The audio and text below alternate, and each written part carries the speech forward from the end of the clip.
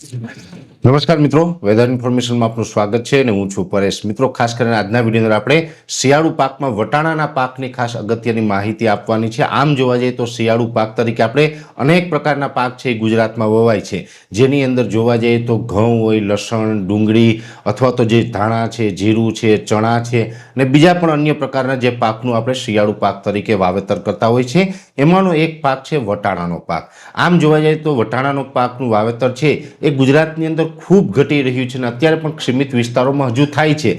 ખાસ કરીને રાજકોટ જિલ્લાના અમુક વિસ્તારો છે, સુરેન્દ્રનગરના એકલ દોકલ સેન્ટર છે, ત્યાર પછી મધ્ય ગુજરાત જેવા વિસ્તારોની અંદર મધ્ય અને મધ્ય પૂર્વ ગુજરાતમાં પણ એનું વાવેતર થાય છે। બાકી મધ્યપ્રદેશની અંદર આનું વાવેતર છે એ મોટા પ્રમાણમાં જોવા મળે છે। વટાણાનો પાક છે એ પણ ખેડૂત માટે એક અનુકૂળ પાક મારી દ્રષ્ટિએ છે। હવે વટાણાનો જે પાક છે એમાં વટાણાની બે વેરાયટી આવે છે। એક તો જે આપણે લીલા વટાણા જે શાકભાજીની અંદર આપણે વાપરીએ છીએ એ લીલા વટાણા, અને બીજા હોય છે સૂકા વટાણા જે આપણે પકવવાના હોય છે।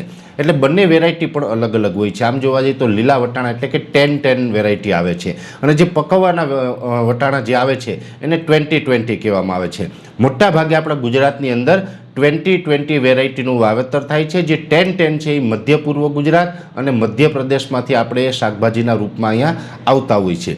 પણ જે આપણે વટાણા વાવવા હોય તો મારી દ્રષ્ટિએ પકવવાના એટલે કે 10-10 વટાણા છે એ વેરાયટી ખૂબ સારી। આમ તો ચણા સાથે જ મળતો પાક છે અને આનું જે વાવેતર કરવાનું હોય તો જે 16 ગુઠ્ઠાવાળો વીઘો હોય એની અંદર લગભગ આપણે 10 થી 12 કિલો બિયારણનો દરની જરૂર પડે છે। ખાસ કરીને જોવા જઈએ તો આપણે 1 એકર પ્રમાણે જોવા જઈએ તો 25 થી લઈને 30 કિલો જે એનું બિયારણનો દર છે એ 1 એકરની અંદર રાખવો જોઈએ। વટાણા છે એ આમ તો 100 થી લઈ અને 115 દિવસ સુધીમાં પાકતો પાક છે। ઘણી વખત આપણે વાતાવરણ અને જમીન ઉપર પણ થોડો ઘણો આધાર રાખતું હોય છે, પણ વટાણા છે એમાં ઓછા ખર્ચે આ સારો પાક લઈ શકાય છે। માનીએ કે આપણે 1 એકરની અંદર 25 થી 30 કિલો જેવું આપણે આનું બિયારણ વાવીએ છીએ, જે 100 થી લઈને 115 દિવસની અંદર આ પાક તૈયાર થાય છે। ખાસ કરીને પાણીની વાત કરવામાં આવે તો આને 4 થી લઈને 5 પાણી જોઈએ। જો જમીન બહુ આછી હોય અને પાણી ત્યાં સંગ્રહ ન થતું હોય તો એકાદ પાણી આપણે આને વધુ પીવડાવવું પડે છે, પણ ઓછા પાણીએ પાકતો પાક છે।